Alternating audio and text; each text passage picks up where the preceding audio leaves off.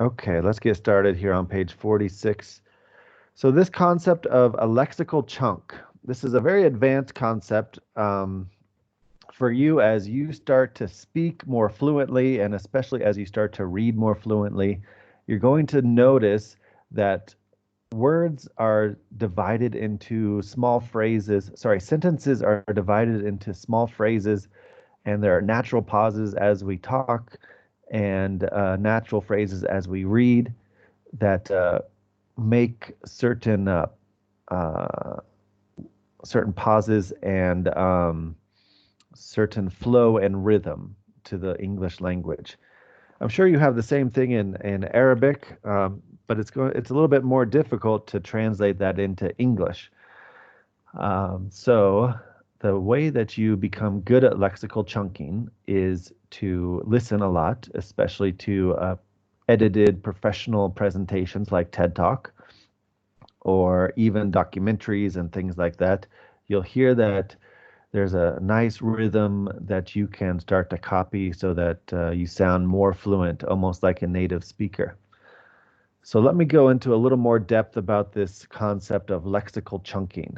So a lexical chunk is a group of words that are commonly found together. We've talked a lot about collocations in our classes, but collocations are usually only a couple of words and content to words. So for example, we learned those content words with crime the other day. There are certain words that go together and certain prepositions that go together to make that phrase. Those are what we refer to as collocations. Okay. Um, for example, miscarriage of justice. But lexical chunks may act as discourse markers or adverbials. And what that means is they are keeping the rhythm of the information so that it all flows in a natural way. So what we're going to do is look over here at this reading. Okay, this reading is about a couple of movies where they um, tried to catch the criminal, but it was the wrong one. Now, see all these little lines that they have on page 46? That is where a natural pause would occur because in between those are lexical chunks.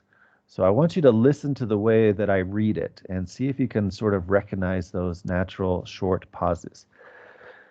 So the Page film what? is page 46. Okay. The film is based on the true story of Manny Balestro, an honest, hardworking musician who's unjustly accused of armed robbery when he goes to an insurance firm to borrow some money, and employees mistake him for the armed robber who had robbed them the year before. In classic Hitchcock form, Balestro vehemently protests his innocence, but unfortunately he acts guiltily, leading a host of policemen and witnesses to identify him as the thief. The trial goes badly for Manny, but things are even worse for his wife, Rose, who struggles to cope with the strain of his ordeal. Okay, now when they put those little lines in there, it kind of made it a little unnatural for me, but you get the idea where um, we chunk or put in groupings phrases that we um, have to sort of recognize with time as the rhythm of the speech. So, as you guys read from now on, I'm going to be listening for your chunking. Okay, that's kind of a funny word, chunking, but I'm going to be listening to see how you guys sound when you're reading out loud or when you're giving extended speeches. Um, So, Mr. so, Michael, you want us to read in a rhythm with a uh-huh, pause and knowing it it'll when to pause and when to start? exactly. And now these pauses are very, very small. Okay, they're not really big pauses that you have to worry about, but you're going to notice that there is almost a music to the language. Okay, for any of you musicians that know about the counts and the beats and all that stuff, it's the same with language. And the music of English is different than the music of Arabic. Okay, and to Yeah, be of honest, course. I'm quite bad at the chunking in Arabic. I know words, but I don't really know how to put lots of phrases together into a natural, long sentences and paragraphs and things like that. So don't worry about it, but what I'm going to do from now on as advanced students is once in a while when you kind of get stuck on certain words and it slows you down, I'll probably reread that sentence for you in a nice flow and then have you reread it again so that you can start to parrot me and get used to it. Okay? Okay, one last question. Mm-hmm. Doesn't it depend on the commas existing in the paragraph? So why don't we pause on the commas? We do often pause on the commas, but we pause more often than just the commas as we sort of go up and down and say some words more strongly than other words and take a breath. So the comma is a nice, useful way to know exactly when we can pause, but there's more to it than that, okay? When something is more important, we say it with a little bit more emphasis, and sometimes we'll slow down the words when we really want people to understand clearly. Sometimes we'll speed up if the action of what we're talking about is more exciting. Those are all just natural things that native speakers do without thinking.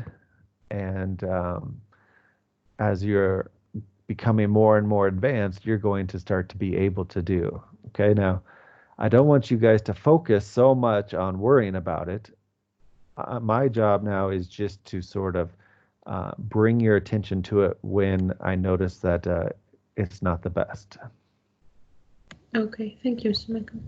Okay, so I was speaking there for a long time. Did you guys get mostly what I'm saying? Yeah. Yeah, good. All right. Now, Tala, you have a nice rhythm to your reading, and actually you have sort of I'm not sure where you got it, this nice almost Dutch accent as you read. I don't know. I'm a mix of every movie I watch. So, maybe, yeah.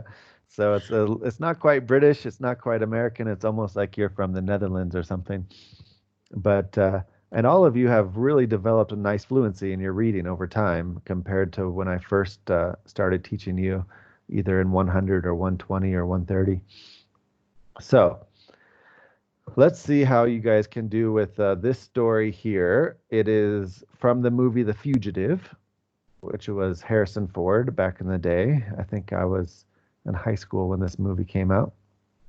So we're going to take turns reading the paragraph, and I want to kind of get to see where your level of fluency is at the moment. So would anybody like to volunteer to be first to read the paragraph?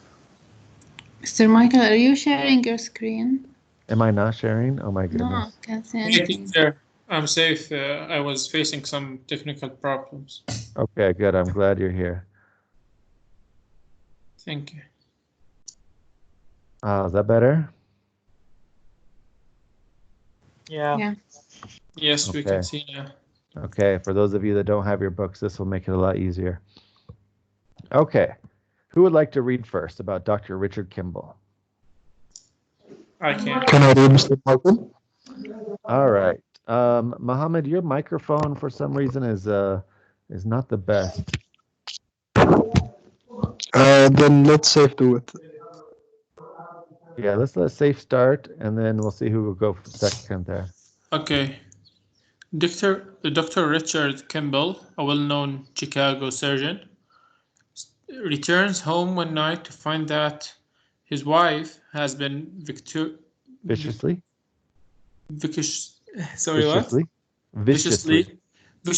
murdered in their own home. When police find Kimball at the scene of the crime, he is arrested and later charged and convicted of his wife's brutal murder. However, shall I continue? Yes, please read the whole thing. Yes. However, on the way to the prison, a failed escape attempt by other prisoners gives Kimball his chance of freedom. While on the run from U.S. Marshal Samuel Gerard. Gerard, yes, Kimball's only hope of proving his innocence and clearing his name is to find out for himself who was responsible for his wife's death, and to lead the team of detectives on his trail to the real Perpetrator. Yes. Perpetrator is the person who actually did the crime. You guys might hear in the cop shows they call someone a perp. Okay, you might hear that in some of those cop shows you might watch. A perp is the short form of perpetrator, and perpetrator is the person that did the crime. Okay, now, Saif, you did a good job. At first, you were quite hesitant, and you were still feeling out the words and the rhythm, but by the end, you got going, and it sounded quite nice. Mm-hmm. Would anyone else like to try? I guess I can do a bit. Go for it. Dr. Richard Kimball, a well-known Chicago surgeon, returns home one night to find that his wife has been viciously murdered in their own home. When police find Kimball at the scene of the crime, he is arrested and later charged and convicted of his wife's brutal murder. However, on the way to prison, a failed escape attempt by other prisoners gives Kimball his chance of freedom. While on the run from U.S. Marshal Samuel Gerard, Kimball's only hope of proving his innocence and clearing his name is to find out for himself who was responsible for his wife's death, and to lead the team of detectives on his trail to the real perpetrator. Okay. Laith, you have a nice flow, but you don't have a lot of rhythm. You're kind of fast and just, it's almost like you're rushing. So what I'm going to encourage you to do is, as you're understanding the meaning of what you read, just kind of go with it and emphasize things that you think might be a little more important, and try to go up and down with your voice a little bit more. But otherwise, quite nice. Good. Anybody else? Can I, Mr. Michael? Yes, go ahead, Rod. Dr. Richard Kimball, a well-known Chicago surgeon, returns home one night to find that his wife has been viciously murdered in their own home. When police find Kimball at the scene of crime, he's arrested and later charged and convicted of his wife's brutal murder. However, on the way to the prison, a failed escape attempt by other prisoners gives Kimball his chance of freedom.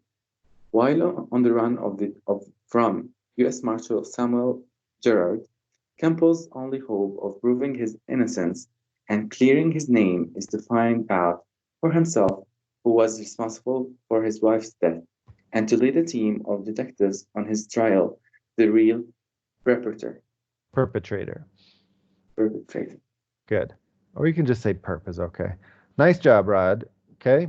And you did a good job of having a nice brief pauses and a little bit more rhythm and cadence, but sometimes it wasn't quite as natural as we would expect from a native speaker, which is perfectly normal at this stage because you're not a native speaker. But by the end of the course, hopefully you'll start sounding more like one. Anybody else want to try? Can I do it? Yes. Dr. Richard Kimball, a well-known Chicago surgeon, returns home one night to find out that his wife has been viciously murdered in their own home.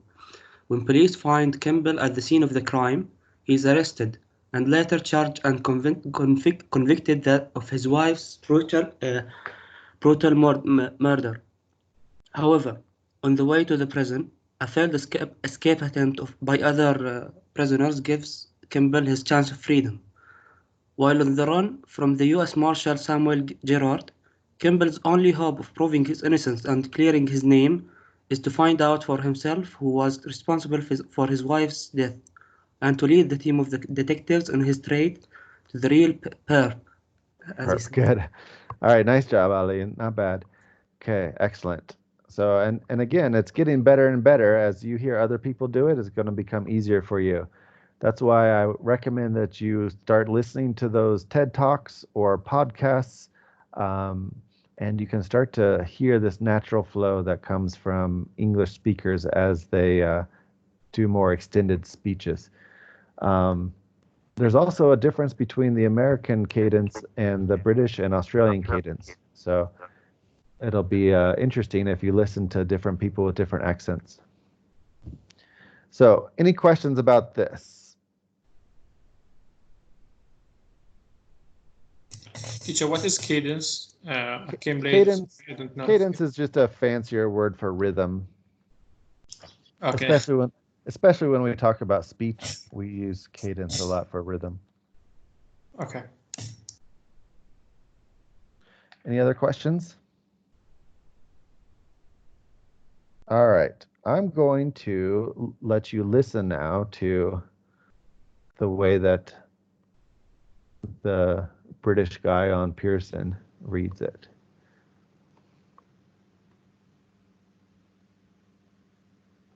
Unit 4, Recording 2. Dr. Richard Kimball, a well-known Chicago surgeon, returns home one night to find that his wife has been viciously murdered in their own home. When police find Kimball at the scene of the crime, he is arrested and later charged and convicted of his wife's brutal murder. However, on the way to the prison, a failed escape attempt by other prisoners gives Kimball his chance of freedom. While on the run from U.S. Marshal Samuel Gerard, Kimball's only hope of proving his innocence and clearing his name is to find out for himself who was responsible for his wife's death and to lead the team of detectives on his trail to the real perpetrator. Okay, now he did it quite dramatically, quite theatrically, so it was a little bit more than would be normal. But you can see that when he chooses his flow and his cadence, it makes a different effect. And so, have you guys ever listened to, like, I don't know if they still do it on trailers, movie trailers? You guys know what a movie trailer is? Yeah. Yeah, of course. Yeah. So they used to have a very famous voice on there that would, sound very... A deep voice. Yeah, nice, deep, dramatic voice. Yeah. Yeah, and so this guy might have been trying to emulate or copy that. Good. All right, let's move. Commercials as well. And commercials, yeah. Good. So as I listen to you read, I'll once in a while make you repeat yourself just at a different flow. Questions about that? No. All right, we're going to move on to 4.2 on page 47. Okay, I think I went too far. There we go. Okay, social issues. All right, who can guess what's happening in this picture? Describe the scene to me, what you imagine is happening. It do look like it's a protest of some sort. Okay, good, Lee. Some kind of protest? Mohammed, what do you think? Oh, Hiba? What did you say, Mr. Michael? What do you think is happening in this picture? This top one. I think they're This having top like one? a festivities or Maybe. something. A march, I guess. A march, yeah. Okay, good. Some kind of march. Rad, you were saying something? It looks like festivities because apparently they're in Rome, maybe. Okay, And kind of looks looks like Rome in they're the the background. festival. Okay, so instead of a protest, you can imagine maybe it's a festival. Good. Demonstration? Because Could they be have a- colorful flags. Okay, could Oh. be It's a gay march for okay. gay A rights. march, gay rights could be good. All right, how about the bottom one here? What's happening here? Coronavirus. Coronavirus. All right. China. And yet, safe. It's China and it's dirty weather, Okay. pollution, air pollution. Mm-hmm. All right, and finally we have this one on the right side. What's happening here?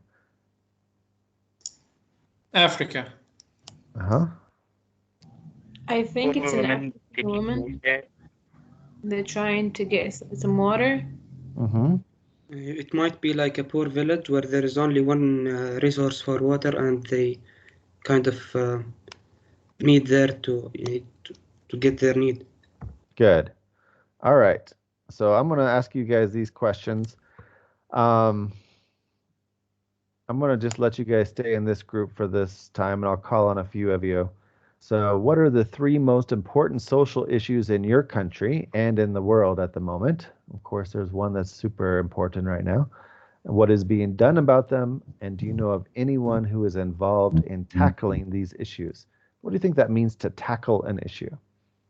To deal? To solve To deal it? with it? To solve it? Solve Good. it, maybe. Good. To try to solve it. Good. Mr. Michael, your America- voice is a little bit low. Is it? Sorry. So I'm going to let you guys talk for a little bit. Do you guys want to go into your small groups or stay in the big group? Whatever you want, it's fine for me. All right. Let's stay in the big group for now, and I'll just call on some people. Let's see who's here.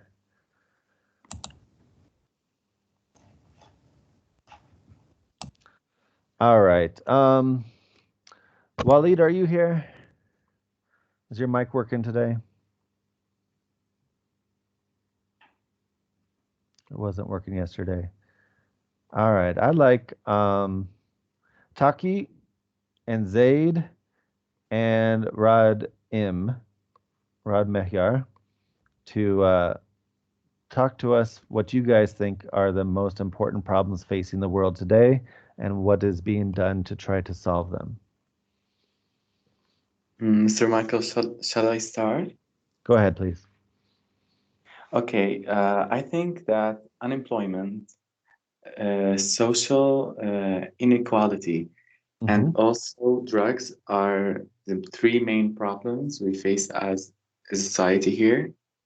Okay. And I don't have a point of view of how we're tackling these problems here. Okay.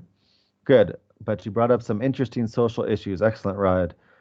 Taki, do you agree, or do you think there's some other problems that are more important? I agree, but I think it's not the only social problems we are facing. Corruption is a huge problem. Okay. In the world, especially in the it's all around the world. It's not only in the developing countries, but it's more it's showing more in developing countries. Also, pollution. Pollution is a huge problem, and it's like diseases that like coronavirus that we are facing right now. Good. All right. Interesting, Taki. Good points.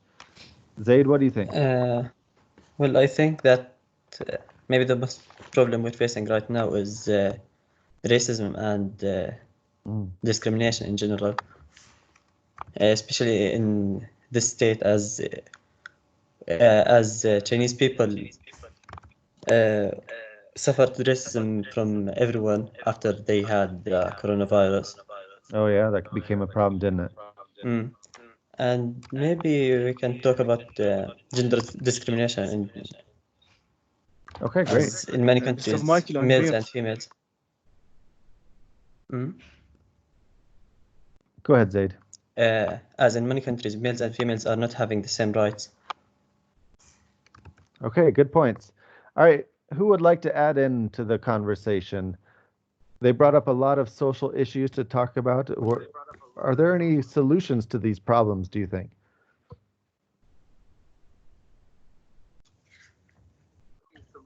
Anyone can jump in now.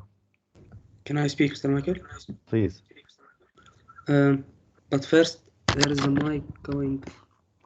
Okay, so maybe I think the most pressing and demanding problem is the coronavirus and its consequences, like it has economical, social, and as well as the obvious health issue. So, to counter it, there are many global efforts. But aside from it, there are the other efforts that we're trying to make is mainly spreading awareness about such problems they are talking about.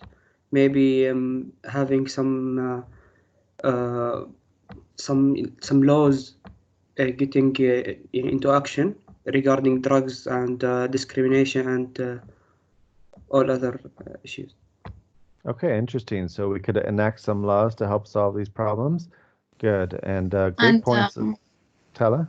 can I say Oh, something? sorry, Yasmin. Yes, Yasmin. Yesterday, I've read that because of coronavirus and people are staying in home, and the factories home. are manufacturing, the CO2 emissions are decreasing like 20%. So I think it's a good thing. So it's like one problem is solving other problems. Yeah. Good. For Good the better point. or the worse.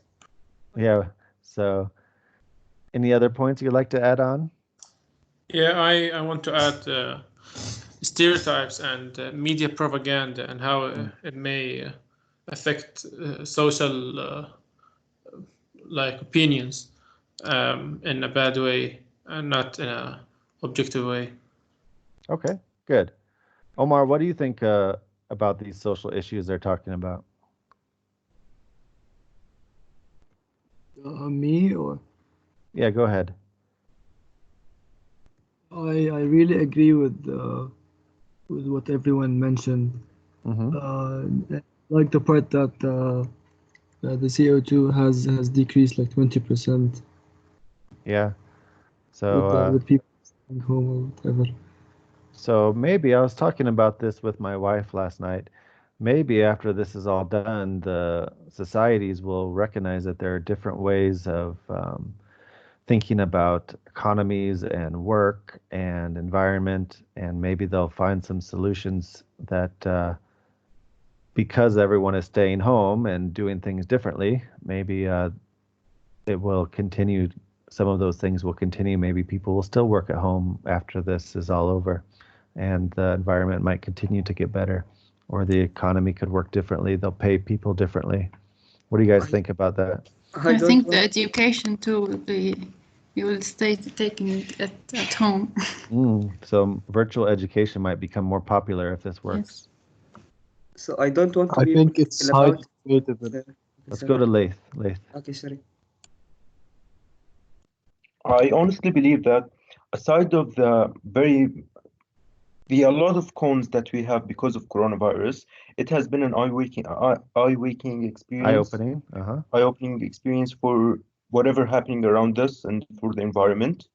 One major drawback is that everyone is really fixated on the problem and not the baggage that comes with it. I don't know how to express it differently, but basically we're not paying a lot of attention for the environment and how we are interacting with the society around us. I see. And I hope people can take some notes of what is happening right now. Okay, interesting. So I have an opinion. Good, Tala. Okay. So do you guys think since the emissions are decreasing, the government should maybe force people to stay like every month, like 3 days at home? Yes, I was thinking of that yesterday. Yeah, maybe they will take this as a solution to help the environment. I believe I don't otherwise, think the government honestly. will do that. Rod, go ahead. I don't think the government are gonna like apply that solution because of the they're gonna lose the economy during those 3 days that they're gonna make people stay at home. Okay. Maybe the private sector, the companies will realize that we don't really need all of the employees to travel to work. They can maybe stay home and work, and that will reduce some of the carbon. Can I say something? Please, Heba. They cannot make that because if there is no danger, they don't have the right to control people's freedom. Okay. So it's they more cannot about, say. So it's Yes, about civil liberties. Yes, they cannot say for the people stay at home, don't work, don't do anything because we want to help the environment. But they can help the environment in another way, such as 1 minute. awareness the people how to help the environment and how they can help the environment. Okay, good. So maybe the government won't force people to stay home, but they can make them more aware about some advantages of working from home or something like that. Yeah. Okay, interesting. Good. Let's move on to back to the book. Hopefully I'll be sharing with you this time properly. So here are a lot of different social issues. Let's make sure you guys know these phrases. I'm going to make it a little bit bigger. Okay, so we have human rights, intellectual property, child labor, economic development, capital punishment, and religious freedom. Are there any phrases there that you're not quite sure what it means? Intellectual property. Intellectual property means that you are allowed to own your ideas. So if you come up with an idea, then you can put a copyright or a patent on it, and you are the one that gets to profit from your own ideas. What is capital punishment? Capital punishment is the idea that you can have executions for prisoners if they commit a crime. So if someone is convicted of a very major crime, one of the punishments could be death.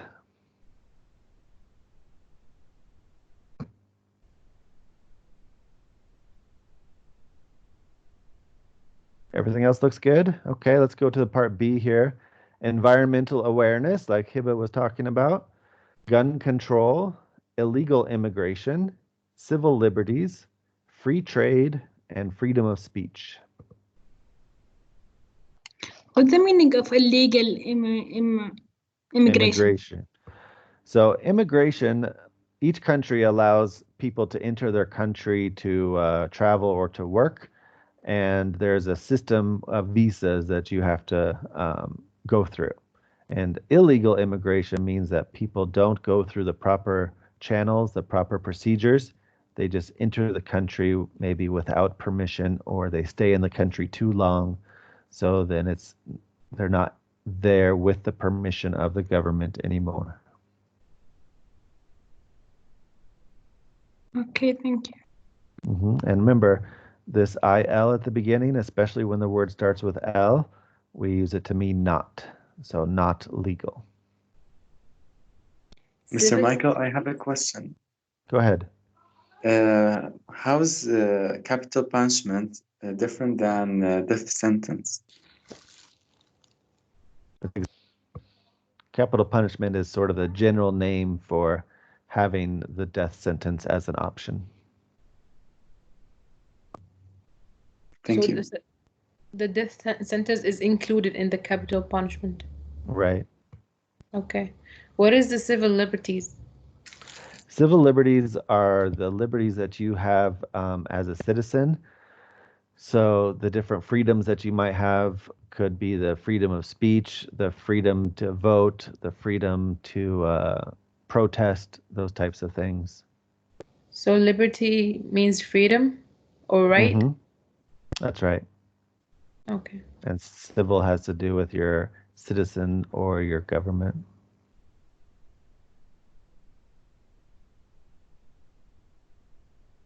Okay. Good. Anything else? All right. Good. So we talked quite a bit about different issues, so we're going to go ahead and move on. And all I want you to do for these is make sure you know how to pronounce them correctly. So I'm going to let you listen to the British pronunciation so you don't have to listen to my American pronunciation the whole time. So do you guys know what these O's mean? The big O and the little O? No. The stresses. The stresses, good. Stress points? So good. So when we have words, we divide them into parts called syllables. And some syllables are stressed and some are unstressed. Stressed means you say them just a little bit louder or a little bit stronger, that part of the word. So where it's a big O, it's going to be stressed. And where it's a little o, it's going to be unstressed. So here we have civil liberties. So see how it's civil liberties. Now, if I changed it and I said civil, that would sound weird. So we put the stress at the beginning. So you'll be able to hear these words and follow the stresses. Stressed, unstressed. Unit 4, Recording 3. 1. Civil liberties. 2. Human rights. 3. Free trade. 4. Freedom of speech. 5. Religious freedom. 6. Illegal immigration. 7. Intellectual property. 8. Gun control. 9. Environmental awareness. 10.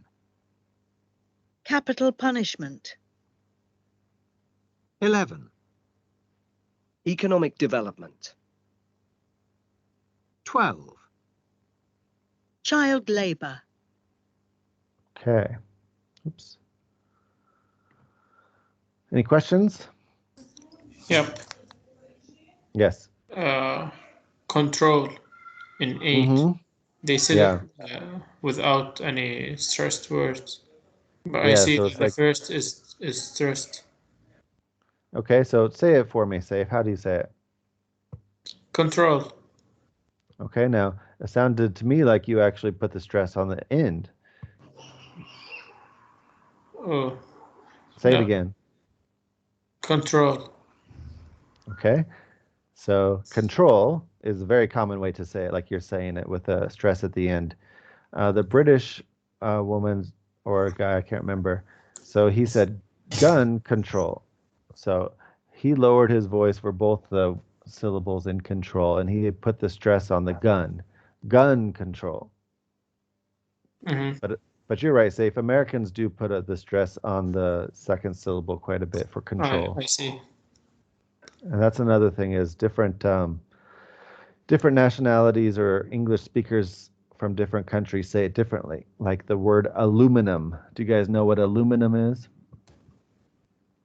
Yeah. What is it? Yeah, it's aluminium. Uh-huh, good. Aluminium, they say in England. So it's the name of that type of metal, aluminum, but they say it completely different, aluminium. So the stress is way different than Americans. So sometimes, depending on which nation they're coming from, they'll have a different stress. All right, and so the more ways that you interact with new words, and that's why I was suggesting really using them, listening to them on those TED Talks and podcasts, the better you will learn them. Research suggests you need to use, see, or hear new words 6 times at a minimum before you actually know them and can use them. So you can write sentences with them, teach the word to someone else, pronounce the words many times, try to use it in a conversation, and then it will start to stick. And I've been impressed with this class. You guys have every once in a while thrown in those vocabulary words in our discussions, which is great because you're going to be able to, it's almost like you own them after that.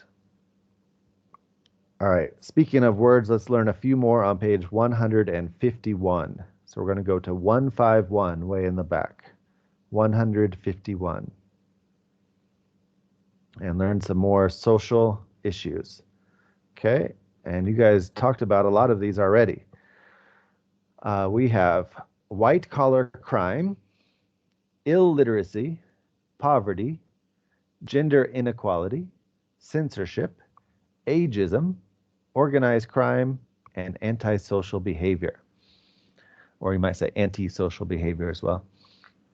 Who can guess what a white-collar crime is?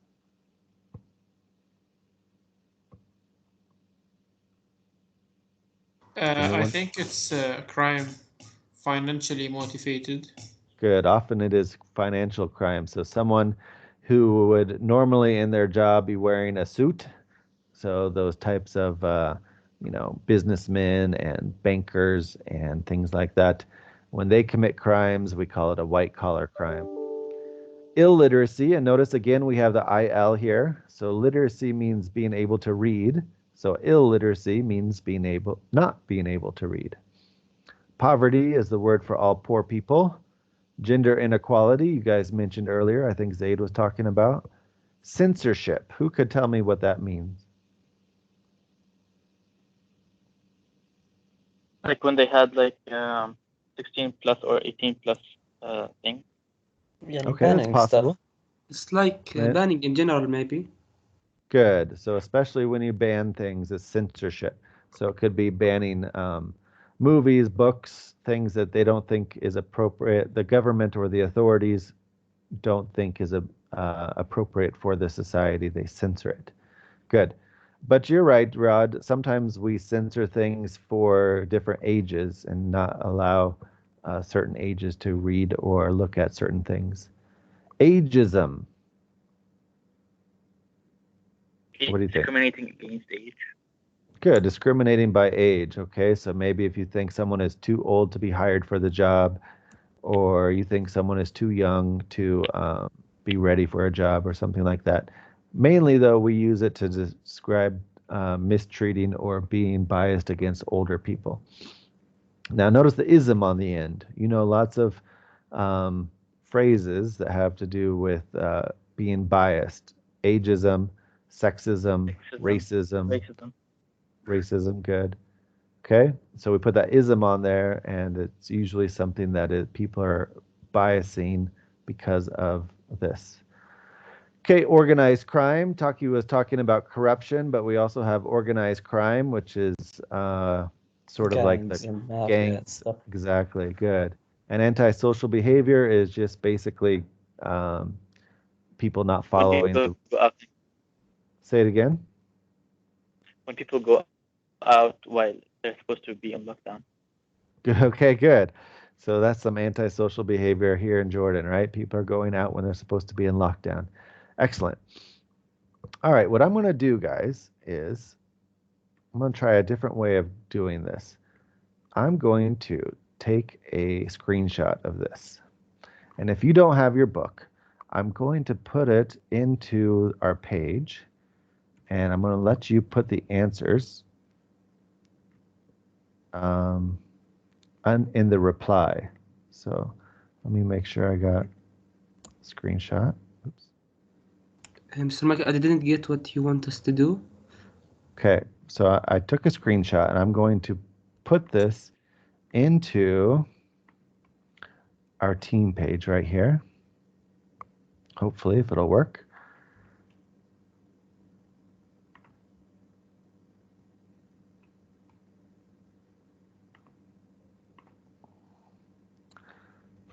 Okay, I'm going to upload it.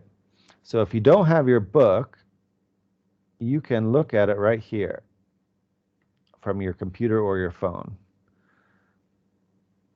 Where did it go? Sorry, I have to try it again. If you do have your book, you can go ahead and just write straight in your book. But I know some of you weren't able to get your books before the lockdown.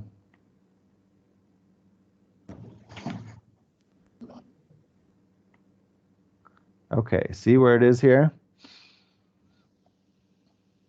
Can I make the first one? What I want you to do before you start speaking is go ahead and just put in what you think it is in the replies.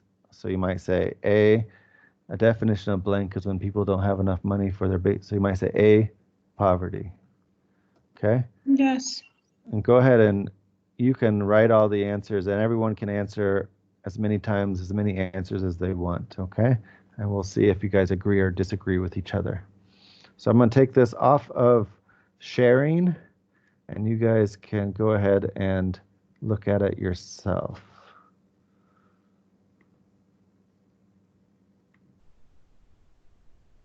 So go to Teams, and you should see the picture there, and you can make it bigger. And go ahead and reply the answer straight into the reply. What should we do? Okay, Hiba. So Hiba, can you see the picture on your Teams page?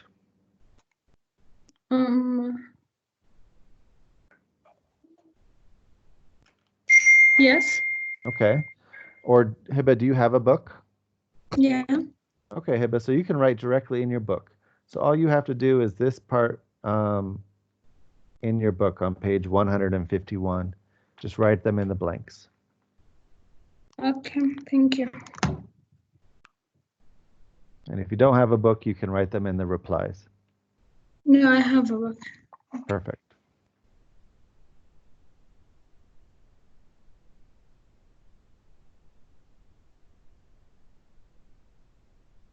Good job, Ali.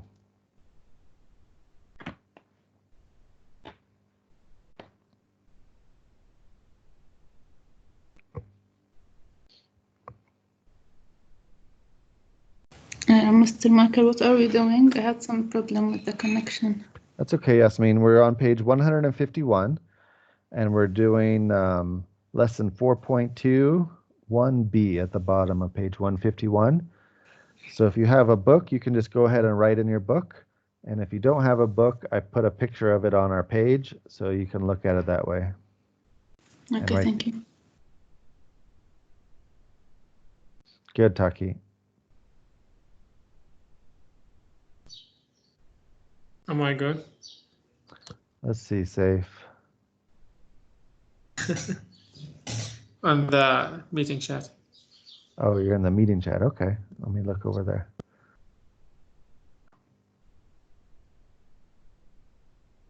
Okay. All right.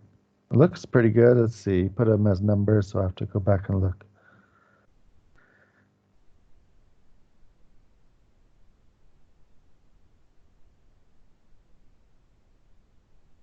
Okay, looks pretty good.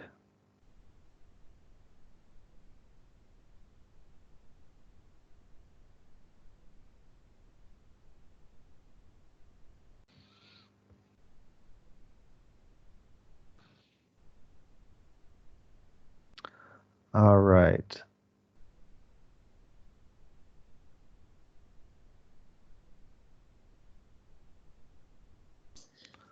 Okay, let's go back and see how well you guys understood. All right, Hiba, I think you wanted to start. So on page 151, letter A, what do you think is the answer for that first one? Just read it with the answer in. The definition of poverty is when people don't have enough money for their basic needs. Excellent. Okay, and B, Ali, will you do it?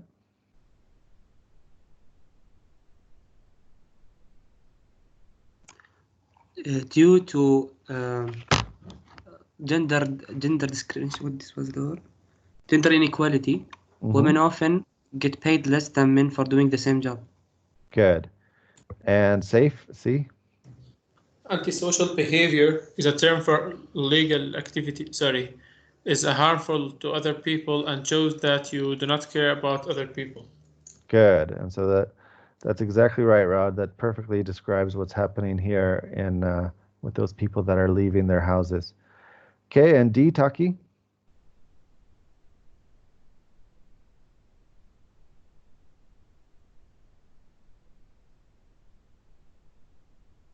This mic might not be working. Taki, can you hear us on? White-collar crimes is a term for illegal activities such as scams and fraud carried out by business people. Good. And who would like to answer E? Me. Go ahead, Tala. Okay, because of censorship, people are often prevented from speaking and writing the truth. Excellent. And F? Me, Mr. Michael. Please, Rod. Illiteracy means people cannot read or write, often because they could not get an education. Excellent. And G? Me. Yes. Organized crime refers to a coordinated group of criminals who engage in illegal activities to make money and gain power. Excellent. Good job, Zaid. And last one. I can do it. Who is it? Safe. Go ahead. So ageism comes from negative stereotypes about older people. Good. Are any of these problems common in your country? Whoops.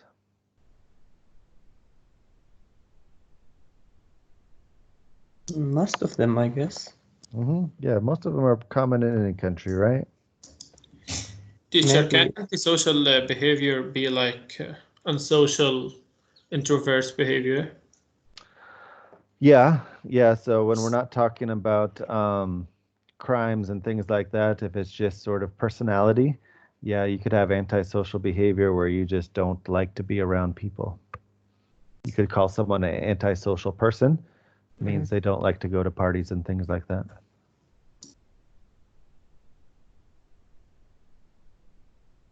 Good. All right. I think you guys got these. Let's go to page 48. 48.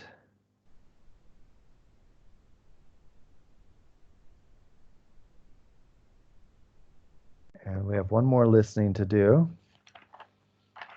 And we'll see if we get to the grammar or not today. Okay, so we're going to listen to 3 speakers talking about the people below. Do any of you guys know these people? Cornel West, Rigoberta Menchú, and Malala Yousafzai.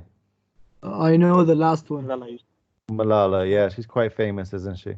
Me too, I know Malala only. How do you say her last name properly? Yousafzai? Yousafzai? Yousafzai? Okay, good. So we're going to listen to 3 speakers talking about those people, and your job is to listen to what issues each of them are involved in and why the speakers admire them.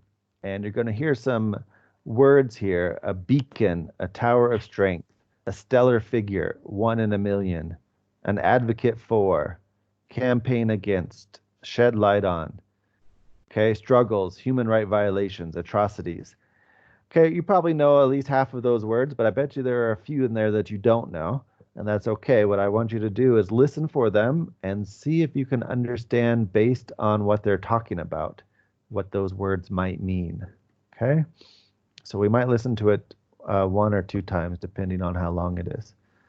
So let me make sure this is on, and we'll listen. So you're listening to what issues they care about, and if you can figure out what these words and phrases mean based on what they say. Unit 4, Recording 4. Speaker 1. I really admire Malala Yousafzai. Her story is astonishing. She was a BBC blogger at the age of 11, and in that role, she revealed the state of schooling for girls in Pakistan. Basically, girls were being prevented from getting an education, and she campaigned against this and shed light on what was going on in the country.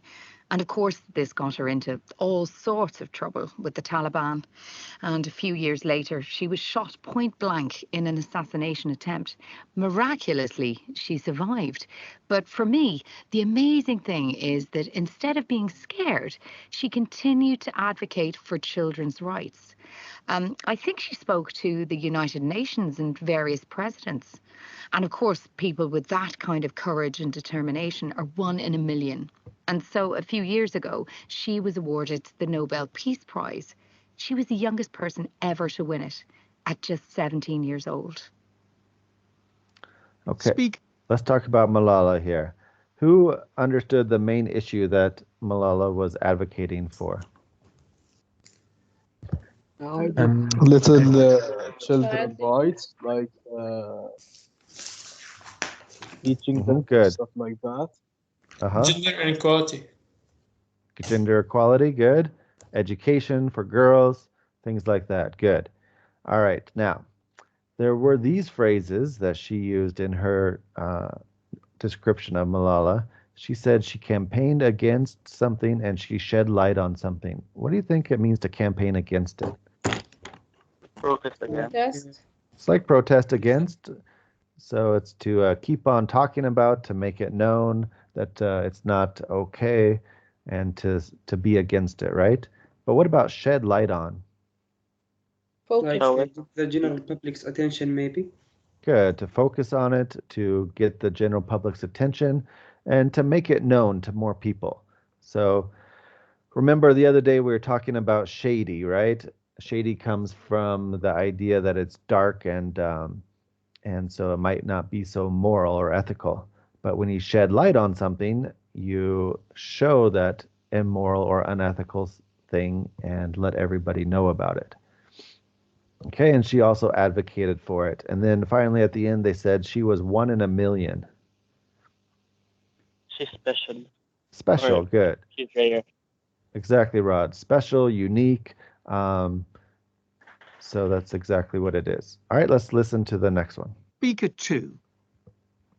Rigoberta Menchú is my hero without a doubt. She's an extraordinary woman and someone I really look up to.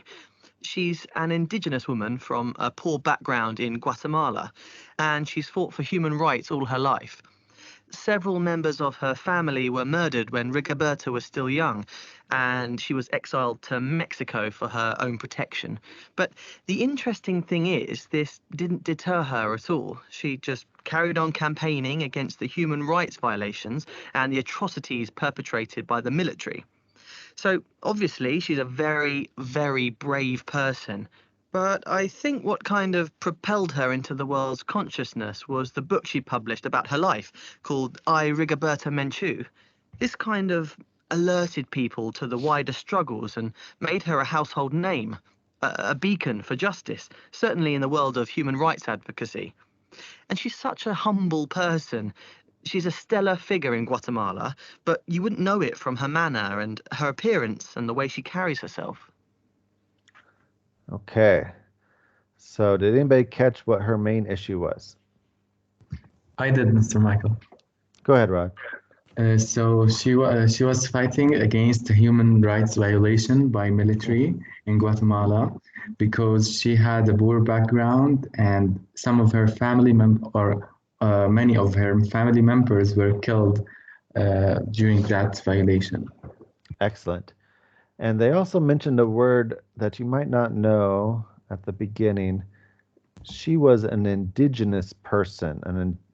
She's an indigenous woman from a poor background in... Can anyone guess what this indigenous means? Have She's you a heard that native before? to the place. Exactly. Native to that place. Good. Like So indigenous American. exactly. So if you're indigenous, then you are native before people started to immigrate to that place. She was, her people were already there. Good. And then it said later that, like Rod said, she was campaigning against human rights violations, and then they used this word She atrocities. just carried on campaigning against the human rights violations and the atrocities perpetrated by the military. Okay, what do you think that is, the atrocities? So it's, I think, major crimes like... Yeah, it's like the really bad things that they do, exactly.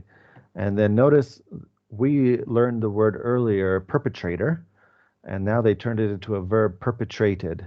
So that means that they did the crimes. They committed it. Yeah. They committed the crimes. Excellent. Good. Okay, and then finally they said that she was a beacon. What do you think a beacon is? Well, they said a beacon for justice. A beacon of justice. Good. Something that attracts people to it. Yes, and Beacon something is a that... source of light. That's Like right. the leader, maybe. Okay, good. Laith was saying that it's like a source of light, like a lighthouse almost. So a beacon is somebody that stands out that you can recognize easily. Okay, and then she's a stellar... Sorry? Sometimes it's used in like cars or big aircraft. It's a beacon to show people where they are. Yeah, exactly. And so you have to make sure that people know where to go, so they provide a beacon to guide them. So it's almost like a guiding light. And then a stellar figure. What do you think for stellar figure?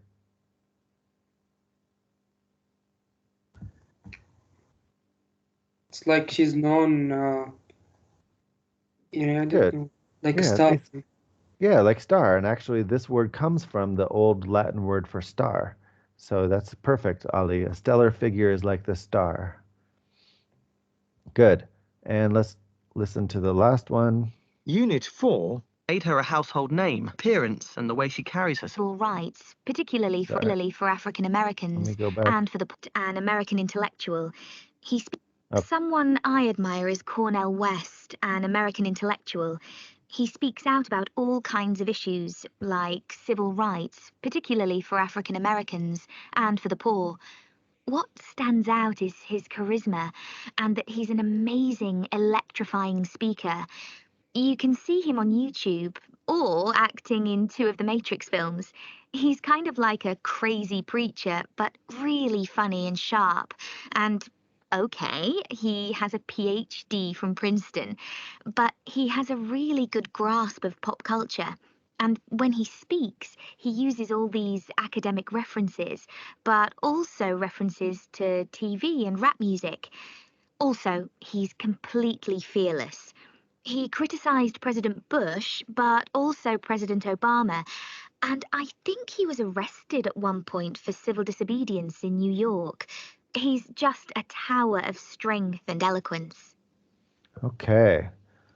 Anybody catch his main issues? He fights for civil rights. Very Civil good. rights Especially and for poverty. African American. Good, especially for African Americans. Good. And they say he's a tower of strength. So a tower of strength, again, is not exactly like a beacon, but somebody who is... unshakable. Yeah, good. Any questions about that? So here they are. Nice people. Okay, and we're going to do grammar again really quick. And I have a question, Mr. Michael. yeah, go ahead.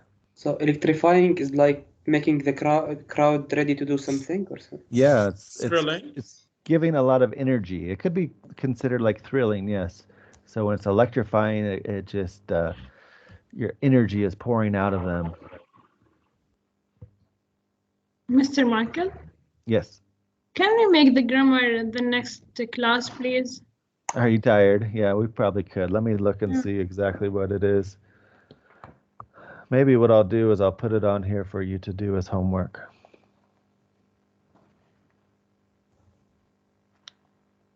So the grammar is about perfect aspect, present perfect continuous, future perfect.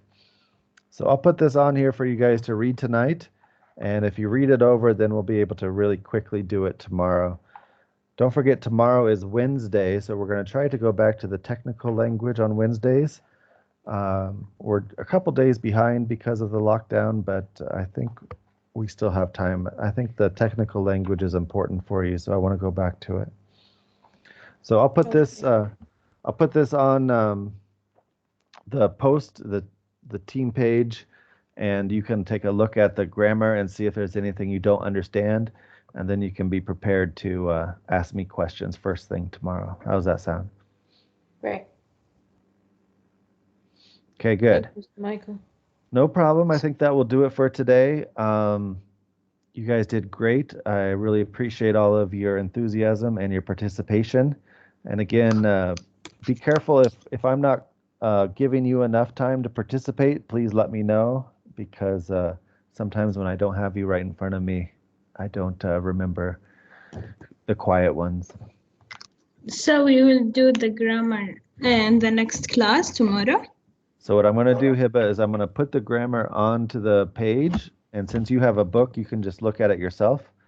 And I want you to go to the back, the language bank, and study it and see if you have any questions about it. So when I teach it to you tomorrow, it'll be very easy.